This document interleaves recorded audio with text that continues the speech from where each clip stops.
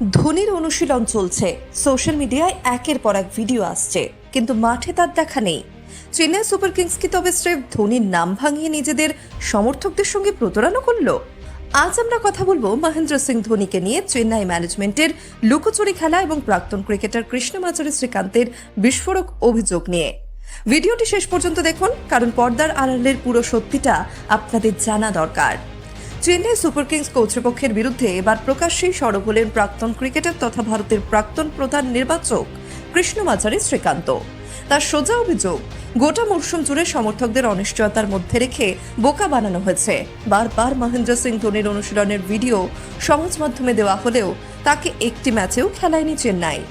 শ্রীকান্তের দাবি, ধোনিকে নিয়ে আগ্রহ জিইয়ে রাখতেই চেন্নাই কর্তৃপক্ষ অধিনায়ক ঋতুরাজ গায়কোয়াড় এবং কোচ স্টিফেন ফ্লেমিং এমন কাজ করেছেন। বৃহস্পতিবার গুজরাট টাইটান্স বনাম চেন্নাই সুপার কিংস ম্যাচের পর নিজের ইউটিউব চ্যানেলে এই ক্ষোভ উগরে দেন তিনি। কিভাবে সমর্থকদের বিভ্রান্ত করা হয়েছে তার বিস্তারিত ব্যাখ্যাও দিয়েছেন শ্রীকান্ত। মরশুম শুরুর আগে বলা হয়েছিল ধোনির পায়ে চোট রয়েছে এবং তিনি কয়েকটি ম্যাচ পরে মাঠে নামবেন, কিন্তু তারপরও ফ্লেমিং এবং ঋতুরাজরা একই কথা বলে গিয়েছেন, সম্ভবত পরের ম্যাচে খেলবে ধোনি।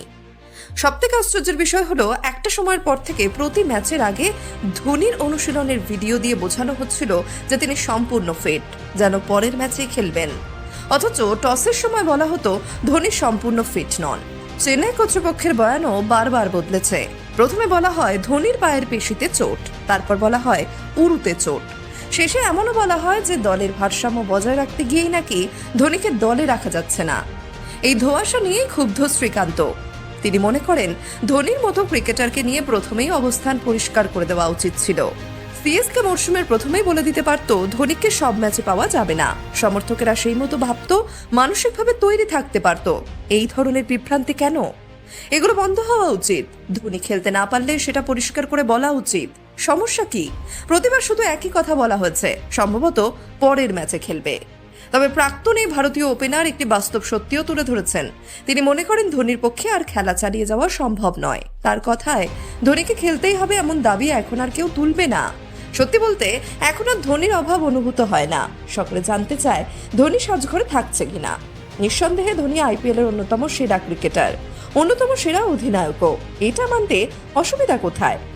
ক্ষুব্ধ শ্রীকান্ত স্পষ্ট জানিয়েছেন, সম্ভবত খেলবে বলে সমর্থকদের আশা জিইয়ে রাখার কোনো প্রয়োজনই ছিল না। আর মাঠের বাইরের এই বিতর্কের মাঝে বৃহস্পতিবার শেষ ম্যাচে শুভমান গিলের গুজরাট টাইটান্সের কাছে 89 রানের বড় ব্যবধানে হেরে গিয়েছে চেন্নাই।